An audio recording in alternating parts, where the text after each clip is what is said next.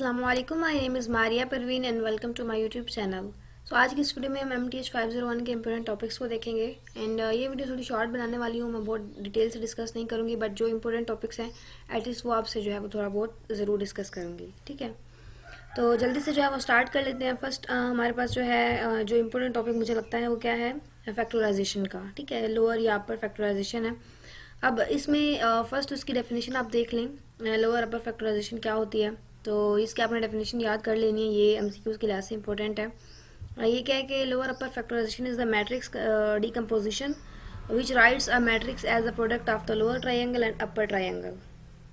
ठीक है, तो ये क्या होती है कि मैट्रिक्स जो है वो डीकम्पोजिशन होती है। फैक्टराइजेशन को क्या कहते हैं, डीकम्पोजिशन मैट्रिक्स की। और ये प्रोडक्ट होती है lower and upper triangle matrix की। अब यहाँ पे देखिएगा ये क्या है, लोअर एंड अपर मैट्रिक्स की प्रोडक्ट है। क्या, डीकम्पोजिशन। एक मैट्रिक को जो है उसको डीकम्पोज कर दिया हमने, लोअर एंड अपर मैट्रिक्स के बना दिए हैं, डीकम्पोजिशन कर दिया उसकी। तो ये क्या है हमारे पास, ये हमारे पास लोअर अपर फैक्टराइजेशन हो गई। अब इसमें एक इम्पोर्टेंट चीज़ और भी है, इसी में एक तो ये डेफिनेशन एज इट इज़ दे सकते हैं वो आपको एमसीक्यूज में। ये भी आ सकता है कि factorisation is used to solve systems of linear equations और कैलकुलेट द डिटर्मिनेंट। ये क्विज में भी एमसीक्यूज आया हुआ था। तो ये इसके दो मतलब किस लिए यूज़ किया जाता है, एक तो लीनियर इक्वेशन को सॉल्व करने के लिए, दूसरा डिटर्मिनेंट को कैलकुलेट करने के लिए। ठीक हो गया, तो ये याद रखिएगा। उसके बाद नेक्स्ट हमारे पास क्या था, नेक्स्ट हमारे पास है कि हाउ टू, अच्छा, find of find minor of matrix. अभी कुछ टॉपिक्स ऐसे हैं जो मुझे लगता है कि ये वो आपसे पूछ सकता है कि ये फाइंड करें, ये फाइंड करें, वो मैंने यहाँ पे मेंशन कर दिए। फर्स्ट है कि माइनर, ये काफ़ी इंपॉर्टेंट है, सब्जेक्ट में भी आ सकता है और एमसीक्यूज में भी आ सकता है। तो माइनर कैसे फाइंड करते हैं मैट्रिक्स का, यहाँ पे मैंने एक जस्ट मतलब लिखी है, उसका मैट्रिक्स बनाया, उसमें देखते हैं कैसे फाइंड करते हैं। अब यहाँ पे देखिएगा कि हमारे पास क्या है, ये हमारे पास कोई ए मैट्रिक्स हो गया, इसका हमने माइनर फाइंड करना है। फॉर एग्जांपल हमने इसका माइनर फाइंड करना है A21 का। अब ये हमारे पास ए मैट्रिक्स है, हमने 2 1 का मैट्रिक्स फाइंड करना है। 2 हमारे पास मतलब 2 है, जो यहाँ पे ए के साथ शुरू में जो आएगा वो हमारे पास होगा, उसका रो होगी, एंड नेक्स्ट आएगा वो कॉलम होगा। तो A21 के लिहाज से अगर हम करते हैं तो 2 हमारे पास जो है ये रो है, इसकी फर्स्ट रो ये है ना, 3 8 उसकी सेकंड रो है, इस तरह। तो अब ये सेकंड रो हो गई, एंड 1 मतलब फर्स्ट कॉलम सेकंड रो। तो इसके लिहाज से हमने इसका माइनर फाइंड करना है। अब होगा क्या है कि ये भी जो है ये मतलब वो हो जाएगी, इसको हम मतलब नहीं कैलकुलेट करेंगे, देखेंगे, और इस लाइन को भी जो है मतलब कॉलम को भी नहीं देखेंगे। तो इसके लिहाज से जो हम फाइंड करेंगे वो हमारे पास क्या बनेगा, 0 इसका माइनर बनेगा। मतलब हमने A21 का फाइंड करना है, मतलब यहाँ से, एंड ये इसको फाइंड करेंगे तो यहाँ से हमारे पास नेक्स्ट क्या बन रहा है, 0 बन रहा है इसका माइनर। तो इस तरह इसका माइनर फाइंड करते हैं। जिस रो कॉलम का बताया जाता है उसको हम लाइक डिलीट कर दो, आप उसको ना देखो, बट जो बाकी है उसको आपने देखना होता है, तो वो उस लिहाज से हमारा माइनर ये वाला 0 बन रहा है। उसके बाद नेक्स्ट हमारे पास क्या है, माइनर एंड को फैक्टर दोनों टॉपिक्स इंपॉर्टेंट है। माइनर भी आ सकता है, को फैक्टर भी आ सकता है, कोई एक भी आ सकता है। तो अब को फैक्टर को देखें तो को फैक्टर हमारे पास क्या है, एक्चुअली को फैक्टर जो है सेम हम उसी तरह ही है, बस इसमें जो है फार्मूले का थोड़ा सा डिफरेंस है।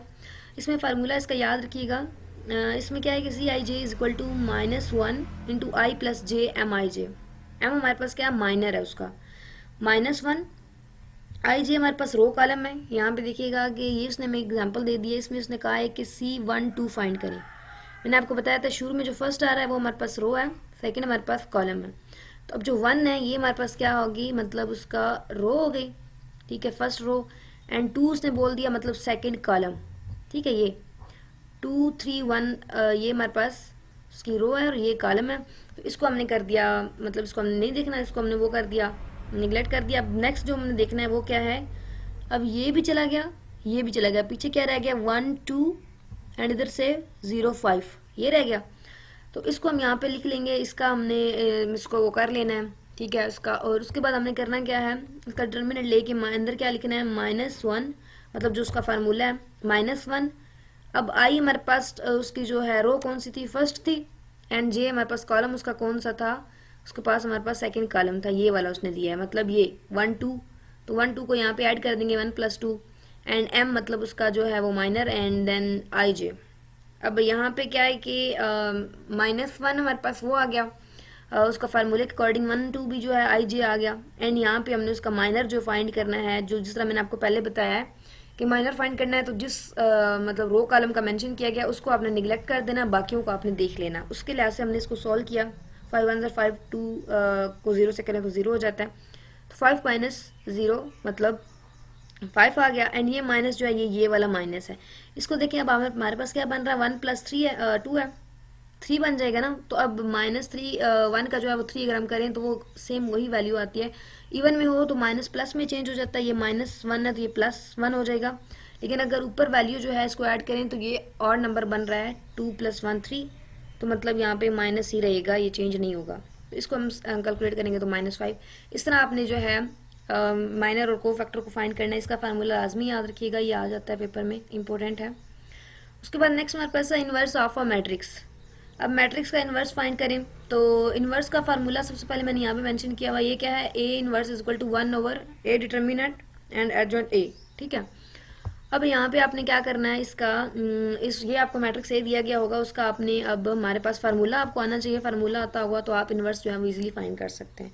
तो एडजॉइंट ओवर ए डिटर्मिनेंट, तो एक डिटर्मिनेंट लेंगे, कैसे लेंगे, 3 1 3 2 1 2, तो 3 - 2 करेंगे तो 1 उसका डिटर्मिनेंट आ जाएगा, 1 यहाँ पे नीचे डिटर्मिनेंट में आ गया। एडजॉइंट उसका लेंगे, ये आ गया हमारे पास। ठीक है, उसका एडजॉइंट लेना है, तो अब यहाँ पे इसको सोल्व करेंगे तो हमारे पास आंसर आ जाएगा। ठीक है, तो ये भी आपने देख लेना है, इसको भी आपको आना चाहिए, इसका फार्मूला एटलीस्ट लाजमी आता हो। उसके बाद नेक्स्ट है कि डिटर्मिनेंट ऑफ एनी मैट्रिक्स। अब ये डिटर्मिनेंट आपके क्वेश्चंस आते होते हैं, मतलब सॉल्व करके फिर उसका डिटर्मिनेंट फाइंड करो, डायरेक्ट डिटर्मिनेंट आया था, कुछ भी डिटर्मिनेंट से रिलेटेड जो है वो आता है एमसीक्यूज में भी और सब्जेक्टिव में भी। तो अब डिटर्मिनेंट यहाँ पे अब वैल्यू ये क्या होगी, हमारे पास एक मैट्रिक्स ए हो गया। ठीक है, उसमें अब सोल्यूशन उसका ले रहे हैं डिटर्मिनेंट में, तो ये मैंने उसका डिटर्मिनेंट लेना है। ठीक है, यहाँ पे ले रहे हैं तो ये क्या बन रहा है, determinant A is equal to, अब यहाँ पे फर्स्ट को हम करेंगे निगलेक्ट, 3 के लिहाज से लेंगे तो ये आ जाएगा, मतलब ये भी first row and first column side हो जाएंगे। 5 4 1 2, 5 4 1 2 ये आ गया हमारे पास। -6, अब सेकंड मतलब उसके लिहाज से हम लेंगे, एलिमेंट के लिहाज से, उसके लिहाज से ये पूरी रो जिस एलिमेंट का ले रहे हैं उसकी पूरी रो और कॉलम जो है वो म्यूट हो जाएंगे, ये मतलब उसको हम निगलेक्ट कर देंगे। ये हो गया। अब इसको किया तो रह क्या गया हमारे पास, 2 - 1 1 4, 2 - 1 1 4। अब उसके बाद तीसरा जो हमारे पास है डिटर्मिनेंट लेते हैं, तो इन तीनों को हम देखते हैं, फर्स्ट रो के जो होते हैं एलिमेंट्स उनको। तो अब इसका भी देख लिया, इसका भी देख लिया, अब इसका देखते हैं, +2 आ गया, +2। अब इसकी कॉलम और इसकी रो जो है वो हो जाएगी निगलेक्ट, बाकियों को हमने देखना है, मतलब ये जो 4 हमारे पास एलिमेंट्स हैं इनको यहाँ पे हमने लिख दिया सेम एज इट इज़। उसके बाद इसको सॉल्व करना है। ठीक है, 3 1 5 ज़ार इसको सॉल्व करके आप करेंगे, जब इसको ऐड करेंगे ये हमारे पास जो बन रहा है, 5 को 4 से मल्टीप्लाई करना है, 2 को 1 से, तो ये बनेगा इसका, ये इसका, ये इनको जब ऐड करेंगे आप सारा तो 18 आपके पास आंसर आ जाएगा। सही हो गया, तो डिटर्मिनेंट इस तरह फाइंड करना आपको आना चाहिए।